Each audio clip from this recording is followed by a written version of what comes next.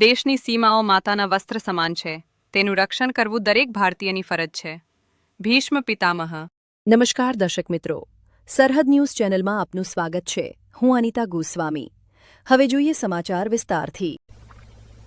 બનાસકાંઠા અને વાવ-થરાદ પંથકમાં સ્થાનિક સ્વરાજ્યની ચૂંટણીનો વિધિવત શંખનાદ ફૂંકાઈ ગયો છે, જેના પગલે આજથી જ સમગ્ર જિલ્લામાં આદર્શ આચારસંહિતાનો કડક અમલ શરૂ કરી દેવામાં આવ્યો છે. રાજ્ય ચૂંટણી આયોગ દ્વારા જાહેર કરાયેલા કાર્યક્રમ મુજબ આગામી 26 એપ્રિલના રોજ મતદાન પ્રક્રિયા યોજાશે અને 28મી એપ્રિલના રોજ પરિણામો જાહેર કરવામાં આવશે. બનાસકાંઠા જિલ્લાની વાત કરીએ તો અહીં ચૂંટણીનો માહોલ અત્યારથી જ ગરમાયો છે, કારણ કે પાલનપુર અને ડીસા જેવી એ ગ્રેડની નગરપાલિકાઓ સહિત ધાનેરા નગરપાલિકાની સામાન્ય ચૂંટણીઓ યોજાવા જઈ રહી છે. આ સાથે જ જિલ્લાની પાલનપુર, વડગામ, દાંતા, હળાદ, અમીરગઢ, ડીસા, કાંકરેજ, ઓગડ, ધાનેરા અને દાંતીવાડા સહિતની કુલ 10 તાલુકા પંચાયતોમાં પણ સત્તાનું જંગ જામશે. ચૂંટણી કાર્યક્રમ મુજબ આગામી 6 એપ્રિલથી જાહેરનામું પ્રસિદ્ધ થતાની સાથે જ ઉમેદવારી ફોર્મ ભરવાની પ્રક્રિયા શરૂ થશે. જે ઉમેદવારો મેદાનમાં ઉતરવા માંગતા હોય તેઓએ 11 એપ્રિલ સુધીમાં પોતાના ફોર્મ ભરી દેવાના રહેશે.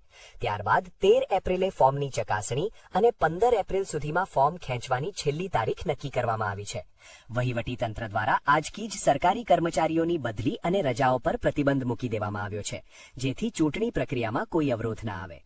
બીજી તરફ નવનિર્મિત વાવ-થરાદ જિલ્લાના વિસ્તારોમાં પણ ચૂંટણીની ગતિવિધિઓ તેજ બની છે, જ્યાં થરાદ અને ભાભર નગરપાલિકાની સામાન્ય ચૂંટણી માટે વહીવટીતંત્ર સજ્જ બન્યું છે. તાલુકા પંચાયતોની વાત કરીએ તો વાવ-થરાદ પંથકની દિયોદર, લાખણી, થરાદ, રાહ, વાવ, ધરણીધર, ભાભર અને સુઈગામ સહિતની કુલ 8 તાલુકા પંચાયતોમાં પણ મતદાન યોજાશે. આ વિસ્તારોમાં પણ 26 એપ્રિલના રોજ સવારે 7 વાગ્યાથી સાંજના 6 વાગ્યા સુધી મતદારો પોતાના મતાધિકારનો ઉપયોગ કરી શકશે. આચારસંહિતા અમલી બનતા જ હવે કોઈ પણ રાજકીય પક્ષ કે ઉમેદવાર મતદારોને લોભાવવા માટે નવી ગ્રાન્ટ કે વચનોની જાહેરાત કરી શકશે નહીં.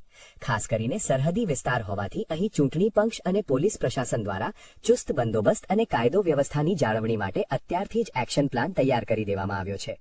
આમ બનાસકાંઠા અને વાવ-થરાદ જિલ્લાની સ્થાનિક સ્વરાજ્યની સંસ્થાઓમાં સત્તાના સૂત્રો કોના હસ્તક જશે તેનો ફેસલો આગામી 28 એપ્રિલના રોજ થશે. હાલ તો વહીવટી તંત્ર દ્વારા આ ચૂંટણી મુક્ત અને ન્યાયી વાતાવરણમાં યોજાય તે માટેની તમામ તૈયારીઓ પૂર્ણ કરી દેવામાં આવી છે.